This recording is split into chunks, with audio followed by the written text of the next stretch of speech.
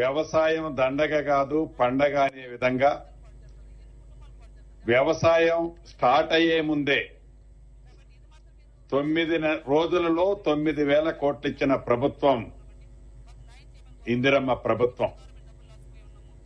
దీనికి కేబినెట్ లో సహచర కేబినెట్ మంత్రులందరం గౌరవ ముఖ్యమంత్రి గారికి, ఫైనాన్స్ మంత్రి ఉప ముఖ్యమంత్రి వర్యులు భట్టి గారికి కృతజ్ఞతలు రాష్ట్ర రైతన్నల పక్షాన మా పక్షాన కూడా తెలియచేశాం. ఈ శుభ సందర్భంలో రేపు సాయంత్రం 4 గంటలకి ఎలానైతే లాంచ్ చేసేటప్పుడు అగ్రికల్చర్ యూనివర్సిటీలో గౌరవ ముఖ్యమంత్రి రేవంత్ రెడ్డి గారి చేతుల మీదుగా ఈ కార్యక్రమాన్ని లాంచ్ చేశామో, ఎండ్ అయిన అయ్యే సందర్భంగా రేపు సాయంత్రం 4 గంటలకి సెక్రటేరియట్ ముందు ఉన్న రాజీవ్ గాంధీ గారి విగ్రహం దగ్గర అగ్రికల్చర్ యూనివర్సిటీలో ఏ రకంగా అయితే రైతుల సమక్షంలో ఒక కార్యక్రమాన్ని ఏర్పాటు చేసుకున్నామో అదే రకమైన కార్యక్రమాన్ని ఏర్పాటు చేసుకోవాలి అని ఈ శుభ సందర్భంగా రైతులందరూ సంతోషంగా పండగ వాతావరణాన్ని గడుపుకునే దాంట్లో గౌరవ ముఖ్యమంత్రి గారు కేబినెట్ కూడా పాలు పంచుకోవాలని కేబినెట్ సమావేశంలో నిర్ణయం చేసుకోవటం జరిగింది. రాష్ట్రంలోని అన్ని మండల కేంద్రాలలో, అన్ని రైతు కేంద్రాలలో పెద్ద ఎత్తున ఈ రాష్ట్ర ప్రభుత్వం రైతుల పక్షపాతి ప్రభుత్వంగా ఏదైతే కార్యక్రమాన్ని చేసిందో దాన్ని పెద్ద ఎత్తున పండగ వాతావరణంలో చేసుకోవాలని కూడా నిర్ణయించడం జరిగింది. రెండవ అంశం, ఏదైతే ఆనాడు 10 సంవత్సరాలు పరిపాలించినప్పుడు తెలంగాణ తల్లి విగ్రహాన్ని వారు మరిచిపోతే గౌరవ ముఖ్యమంత్రి రేవంత్ రెడ్డి గారి నాయకత్వంలోని ఈ ప్రభుత్వం తెలంగాణ తల్లిని, తల్లి రూపంలో ఉండే తెలంగాణ తల్లిని ఏర్పాటు చేసుకున్నాం సెక్రటేరియట్ లో. దానికి తల్లి అంటే ఇలా ఉండాలి అని కూడా జీవో అన్నాడు ఇచ్చుకోవటం జరిగింది. రాష్ట్రంలో ఉండే అన్ని జిల్లా కలెక్టరేట్లలో నవంబర్ 9వ తారీఖు లోపు ఈ తెలంగాణ తల్లి విగ్రహాన్ని ఏర్పాటు చేసుకోవాలని కూడా, నిర్మించుకోవాలని కూడా కేబినెట్ నిర్ణయించడం జరిగింది. అదే రకంగా గతంలో కేంద్ర ప్రభుత్వం RRR కొంతవరకు శాంక్షన్ చేసింది. మిగిలిన సగం సుమారు 201 కిలోమీటర్ల పొడవున ఉన్న RRR లోని చౌటప్పల్లి నుండి సంగారెడ్డి వరకు, చౌటప్పల్లి నుండి సంగారెడ్డి వరకు 201 కిలోమీటర్ల పొడవున్న రీజనల్ రింగ్ రోడ్డును కూడా ఈ రోజు కేబినెట్ లో ఆమోదం తెలపడం జరిగింది. అదే రకంగా ఏదైతే గత ప్రభుత్వం పరిపాలించే నాడు గోదావరి బేసిన్ లో ఉన్న వాటర్ ని పెన్నా బేసిన్ లోకి షిఫ్ట్ చేసే కార్యక్రమం ఆనాటి ప్రభుత్వం 2016లోనే కేంద్ర ప్రభుత్వంలో నిర్వహించే ఎపెక్స్ కమిటీ మీటింగ్ లో 400 టీఎంసీలని లిఫ్ట్ చేయడానికి యాక్సెప్ట్ చేసిన ఆనాటి ప్రభుత్వం అది మరిచిపోయి ఈనాడు ఆ బంకచెర్ల అనే బంకని ఈ ప్రభుత్వానికి రుద్దాలని, ఈ ప్రభుత్వాన్ని ఏదో తెలంగాణకి సంబంధించిన వాటా నీటిని ఇంకొక రాష్ట్రానికి వదిలేసే కార్యక్రమం చేపడుతుంది నిమ్మకి నీరెత్తినట్లు ఉంటుంది అని ఒక గ్లోబల్ ప్రచారం చేయాలని తాపత్రయపడేదాన్ని కూడా కేబినెట్ లో చాలా ఫుల్ గా డీటెయిల్ డిస్కస్ చేయడం జరిగింది. దీనికి సంబంధించి ఏది ఏమైనా చట్టపరంగా న్యాయపరంగా అదే రకంగా బంకచర్ల విషయంలో గోదావరి నీటికి సంబంధించిన దాంట్లో తెలంగాణ రాష్ట్రానికి రావాల్సిన గోదావరి నీటి వాటాలో ఒక్క చుక్కని కూడా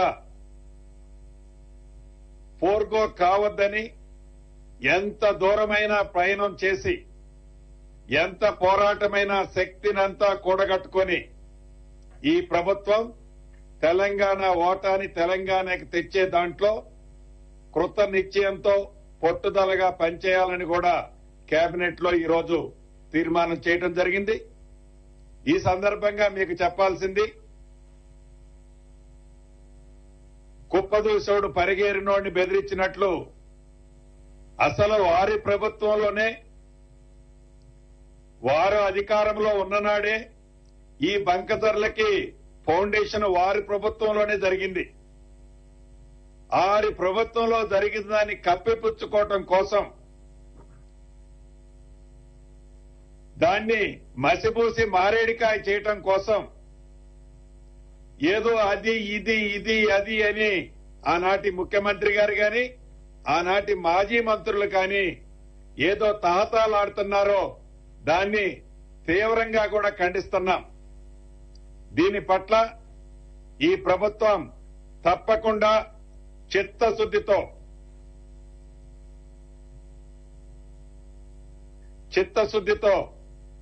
పనిచేయాలని కూడా నిర్ణయించినాం. దీనికి సంబంధించిన పూర్తి డీటెయిల్స్ రాబోయే కొద్ది రోజుల్లో మోస్ట్లీ జులై ఫస్ట్ వీక్ లో ప్రజాప్రతినిధులందరితో రాష్ట్రానికి గతంలో ఏం జరిగింది, ఇప్పుడు మనం ఏమి ఎఫర్ట్ పెట్టామో గౌరవ ముఖ్యమంత్రి గారు గాని గౌరవ కేబినెట్ నీటిపారుదల శాఖ మంత్రి ఉత్తమ్ కుమార్ రెడ్డి గారు గాని ఈ బంకచర్ల విషయంలో ఈ ప్రభుత్వం వచ్చిన దగ్గర నుంచి కేంద్ర ప్రభుత్వంతో ఏ రకంగా మన వాదనని ప్రజెంట్ చేశారో, ఏ ఫోరంల మీద ప్రజెంట్ చేశారో కూడా తప్పకుండా రాబోయే first week July first week నాడు దీన్ని పూర్తిగా ప్రజెంట్ చేయాలని కూడా కేబినెట్ లో నిర్ణయించడం జరిగింది. అదేవిధంగా రాష్ట్ర విభజన చట్టంలో ఏవైతే ఈ రెండు రాష్ట్రాలకు సంబంధించిన అనేక అంశాలు అది హౌసింగ్ బోర్డు ప్రాపర్టీస్ కావచ్చు, ఉమ్మడి ప్రాపర్టీస్ కొన్ని ఉన్నాయి. వాటికి సంబంధించిన అనేక అంశాలు ఏవైతే ఆ చట్టంలో పేర్కొనబడిన అంశాలన్నిటినీ రెండు రాష్ట్రాలకు సంబంధించిన ఉన్నతాధికారులతో ఒక 2 కమిటీలు ఆనాడు ఉన్నాయి. ఆ రాష్ట్రం కమిటీ ఉంది, ఈ రాష్ట్రం కమిటీ ఉంది. అతి కొద్ది రోజుల్లో మన రాష్ట్రం కమిటీ ఒక లెటర్ కూడా వాళ్ళకి కమ్యూనికేట్ చేసి విభజన చట్టంలో ఉన్న ప్రతి అంశాన్ని హై లెవెల్ కమిటీలో డిస్కస్ చేయాలని కూడా ఈరోజు కేబినెట్ తీర్మానించడం జరిగింది. అదే రకంగా కాళేశ్వరానికి సంబంధించిన కమిషన్ ఏదైతే రాష్ట్ర ప్రభుత్వాన్ని ఈ కాళేశ్వరానికి సంబంధించిన ఇంకా ఏమైనా మీ దగ్గర వివరాలుంటే పూర్తి ఆధారాలతో రాష్ట్ర ప్రభుత్వం దగ్గరున్న ప్రతి అంశాన్ని మీరు కమిషన్ కి చెప్పాలనుకున్న ప్రతి విషయాన్ని ఈ నెల 30వ తారీఖు లోపు చెప్పాలి అని కమిషన్ అడిగిన దాన్ని వల్ల రాష్ట్ర ప్రభుత్వం ఏదైతే ఆనాడు కేబినెట్ లో జరిగిన డిస్కషన్ దీనికి అప్రూవల్ ఉందని లేదని ఉందని వారి వాయిసే వారు వినిపించుకున్నారు ఇప్పటి వరకు. అది గౌరవ మాజీ ముఖ్యమంత్రి గారు గాని ఆనాటి నీటిపారుదల శాఖ మంత్రి గారు గాని అదే రకంగా ఆనాడు కేబినెట్ సబ్ కమిటీకి సంబంధించిన దాంట్లో మెంబర్గా ఉన్న ఈటెల రాజేంద్ర గారు గాని, అదే రకంగా తుమ్మల నాగేశ్వరరావు గారు రిటర్న్ గా కూడా రిప్లై పంపించడం జరిగింది. వీటితో పాటు కేబినెట్ కి సంబంధించిన అంశాలు ఏవైతే ఉన్నాయో అవి అసలు ఇది ఎలా స్టార్ట్ అయింది, ఎక్కడ కట్టాల్సిన ప్రాజెక్టు ఎక్కడ కట్టారు, పూర్తి ఆధారాలతో రిటైర్డ్ ఇంజనీర్ల దగ్గర నుంచి ఆనాడిచ్చిన రిపోర్ట్ కానీ, కేబినెట్ సబ్ కమిటీ ఏ ఉద్దేశంతో వాళ్ళు వేశారు, అసలు కేబినెట్ సబ్ కమిటీ డిస్కషన్ ఈ కాళేశ్వరానికి సంబంధించిన మేడిగడ్డ, అన్నారం, సుందెల్ల ఈ 3 బ్యారేజీలకు సంబంధించిన అంశం మీద ఉందా, లేకుంటే వేరే అంశం మీద డిస్కస్ చేశారా? వారి కేబినెట్ సబ్ కమిటీ ఇచ్చిన రిపోర్టు కేబినెట్ లో అప్రూవ్ అయిన తర్వాత ఆ కేబినెట్ అప్రూవ్ అయిన అంశాలని ఆనాటి పనుల్లో వారు ఇంప్లిమెంటేషన్ చేశారా లేదా అన్నది కూడా రేపు కాళేశ్వరం సబ్ కమిషన్ ముందు పూర్తి వివరాలతో రాష్ట్ర ప్రభుత్వ పక్షాన పూర్తి వివరాలతో రిటర్న్ గా ఇవ్వాలని కేబినెట్ ఈ రోజు నిర్ణయం చేసిన దాంట్లో అదొక అంశం ఉంది. అదే రకంగా సాధించుకున్న తెలంగాణ ఆనాటి 10 సంవత్సరాల్లో క్రీడలకు సంబంధించిన పాలసీనే ఫైనల్ చేయలేదు. ఈ రోజు ఆ పాలసీని ఫైనల్ చేయడం జరిగింది. దానికి సంబంధించింది గౌరవ మంత్రివర్యులు వారు కూడా పూర్తి వివరాలతో మీకు చెప్పడం జరుగుద్ది. అదే రకంగా 2047 విజన్ కి సంబంధించిన అంశాన్ని అన్న ప్రభాకర్ అన్న చెప్తారు. అదే రకంగా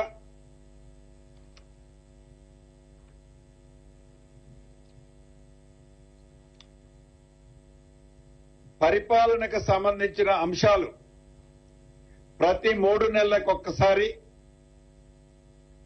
కేబినెట్ ప్రతి 2 నెలలకు ప్రతి నెలకి 2 సార్లు జరిగే అంశాలని ప్రతి క్వార్టర్లీ ఏదైతే ఈ కేబినెట్ లో జరిగిన అన్ని అంశాలు ఇంప్లిమెంటేషన్ ఎంతవరకు వచ్చాయి,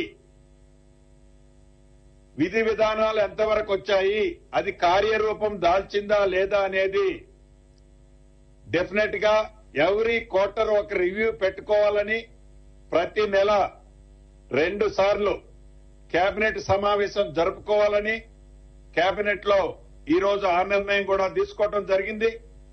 అదే రకంగా 2 కొత్త మున్సిపాలిటీలు సంగారెడ్డి జిల్లాలోని ఇంద్రేశం, జిన్నారం కొత్త మున్సిపాలిటీలు, అదే రకంగా ఇస్నాపూర్ ని అప్గ్రేడేషన్ అంటే ఇస్నాపూర్ కి పక్కనున్న కొన్ని గ్రామాలని ఈ మున్సిపాలిటీలో జాయిన్ చేయటం జరిగింది. ప్రధానంగా ఈ మిగిలిన ఈ 2 అంశాల గురించి ఇద్దరు అన్నలు చెప్తారు. ఇందుట్లో ఏజెండాలో ప్రధానమైంది ఉన్నది లేనట్టు లేనిది ఉన్నట్లు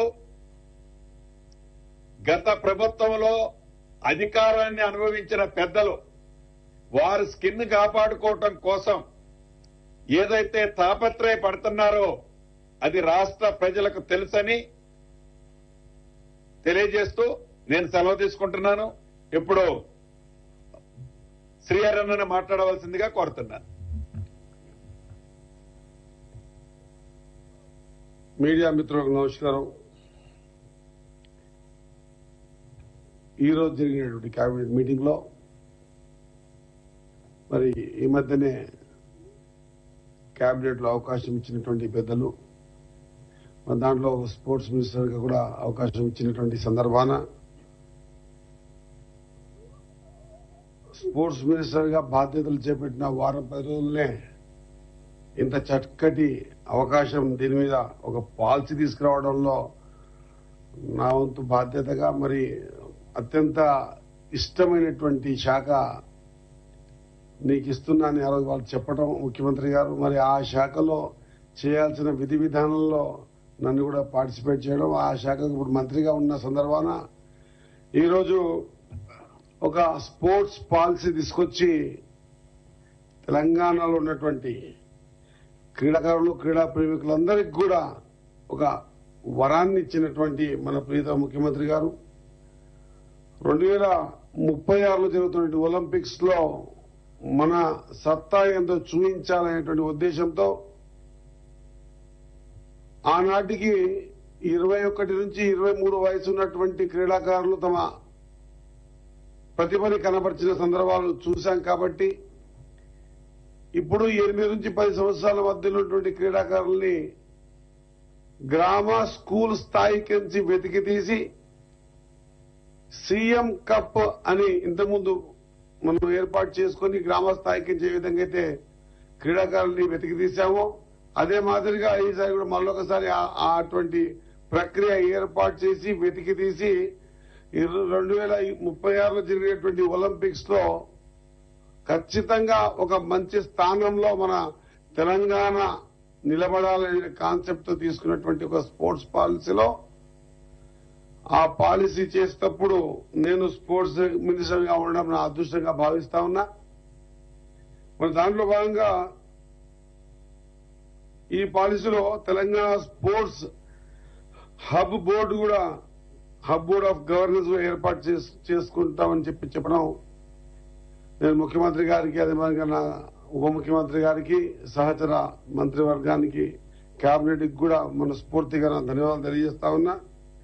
ఇదొకటే కాకుండా క్రీడాకారులకు ప్రోత్సహించే విధంగా వారికి పారితోషికాలు ఇవ్వటం అదే మాదిరిగా తెలంగాణ క్రీడా అభివృద్ధి నిధికించి టీఎస్డీఎఫ్ కించి ఖచ్చితంగా నిధుల్ని కూడా ఏర్పాటు చేసి క్రీడలకు ఒక మంచి ప్రోత్సాహాన్ని ఇచ్చే విధంగా ఈ కార్యక్రమాలు తీసుకోవటం అదే మాదిరిగా జిల్లాల్లో క్రీడాభివృద్ధికి ప్రతి ఏడాది జిల్లా కలెక్టర్ల ఆధ్వర్యంలో వారి దగ్గర ఉండేటువంటి క్రూషియల్ బ్యాలెన్స్ ఫండ్ లో సిబిఎఫ్ లో కూడా 10% నిధుల్ని స్పోర్ట్స్ కోసం వెచ్చించడం ఈ పాలసీ కూడా తీసుకోవడం చాలా ఆనందదాయకం.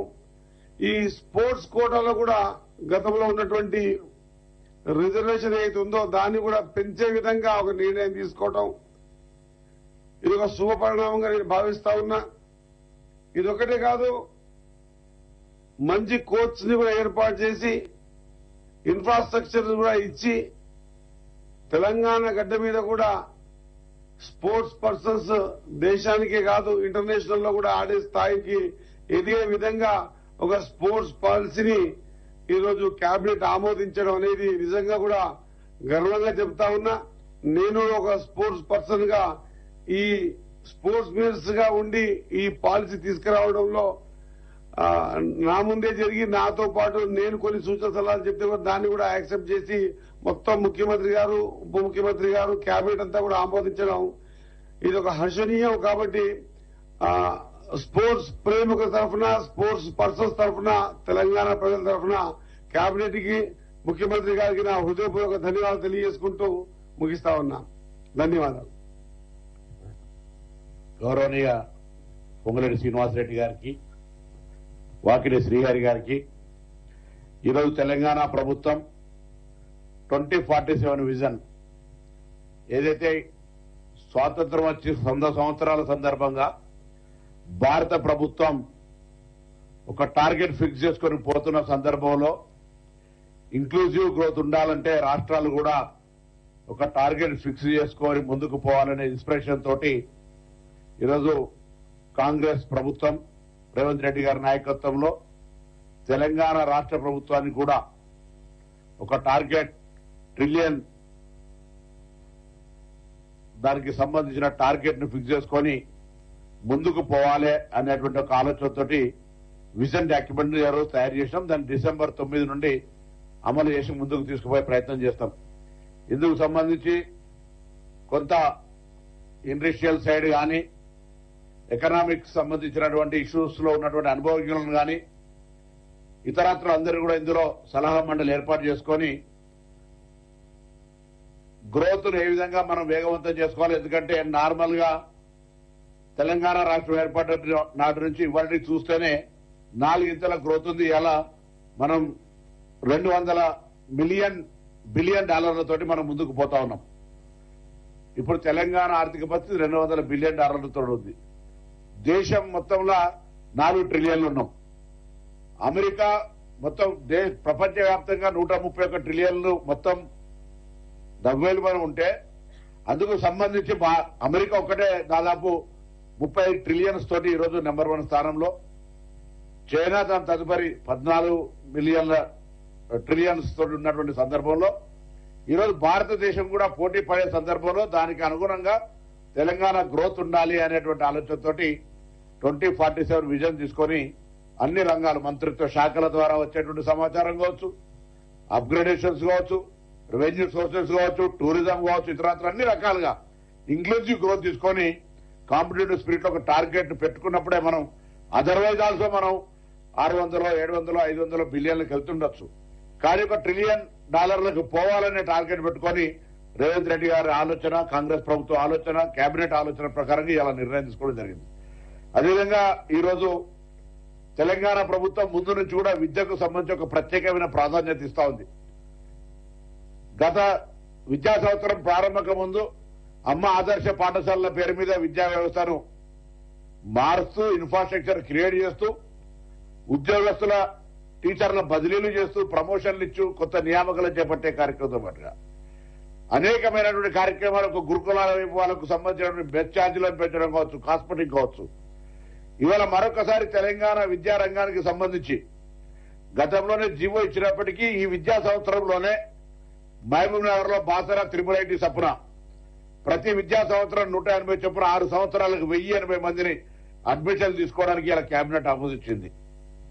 అదేవిధంగా గ్రామీణ ప్రాంతమైనటువంటి హుస్నాబాద్ లో శాతవాహన యూనివర్సిటీ కింద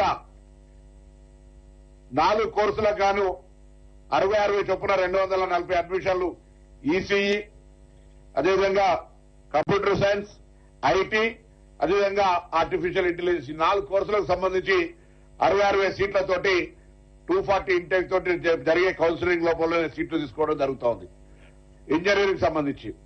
దాంతో పాటుగా కరీంనగర్ హెడ్ క్వార్టర్లో ఉన్నటువంటి శాతవాహన ఇంజనీరింగ్ కాలేజ్, ఎందుకంటే 10 సంవత్సరాలుగా యూనివర్సిటీలు నిర్వీర్యం అయిపోయి ఒక కొత్త విద్యా సంస్థ రానటువంటి పరిస్థితులలో, కనీసం వైస్ ఛాన్సలర్ నియమించుకోలేనటువంటి పరిస్థితులలో, ఆనాడు శాతవాహన యూనివర్సిటీ 200 ఎకరాల మా ప్రభుత్వ హయాంలో జరిగింది. ఆనాడు రాజశేఖర రెడ్డి గారు ముఖ్యమంత్రిగా ఉన్నాడు.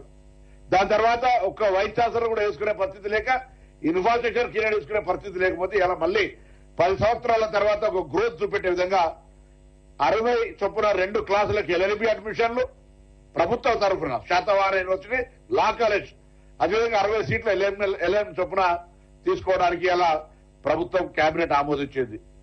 దీంతో పాటుగా ఇంకొక వైద్య రంగానికి సంబంధించి పద్మశ్రీ అవార్డు గ్రహీత, మనకి ఇప్పటికే ఎంఎన్జే హాస్పిటల్ కు సంబంధించిన ఇన్ఫ్రాస్ట్రక్చర్ రాష్ట్ర వ్యాప్తంగా, దేశవ్యాప్తంగా క్యాన్సర్ పేషెంట్స్ పెరుగుతున్న సందర్భంగా మనకు ఒక క్యాన్సర్ పేషెంట్లకు సంబంధించి పద్మశ్రీ అవార్డుగా ప్రపంచ ప్రఖ్యాత అయినటువంటి నోరి దత్తాత్రేయ గారిని తెలంగాణ ప్రభుత్వం అడ్వైజర్ గా నియమించుకొని రాబోయే కాలంలో క్యాన్సర్ నివారణకు చర్యలు జిల్లా కేంద్రాల దాకా ఏ విధంగా తీసుకెళ్లాలి, అదేవిధంగా రాష్ట్ర స్థాయిలో ఉన్నటువంటి ఎంఎన్జే హాస్పిటల్ తో పాటుగా, ఎందుకంటే వారి గతంలో బస్సు దారం కావచ్చు, లేదా ప్రపంచవ్యాప్తంగా దేశవ్యాప్తంగా అనేకమైనటువంటి సలహా సూచనలు అనుభవం ఉన్నటువంటి వ్యక్తిగా వారిని ఈరోజు తెలంగాణ ప్రభుత్వం క్యాన్సర్ నివారణకు తీసుకోవాల్సిన చర్యలు, ప్రభుత్వానికి మార్గదర్శకత్వం ఇవ్వడానికి సంబంధించి Telangana cancer prevention and then treatment అనేటువంటి కాన్సెప్ట్ లోపల వారిని అడ్వైజర్ గా నియమించుకుంది. అందులో భాగంగా ఇప్పటికే ఎంఎన్జీ హాస్పిటల్ ఏదైతే ఉందో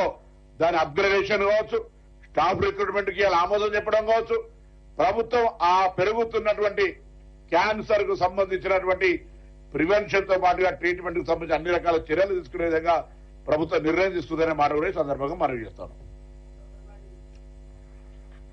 ఈ రోజే కోర్టు హియరింగ్ అయిపోయి రిజర్వ్ చేసింది కాబట్టి ఆ అంశం యొక్క ప్రస్తావన చేయలేదు. కోర్టు తీర్పు ప్రకారంగా కార్యక్రమం కొనసాగుతుంది.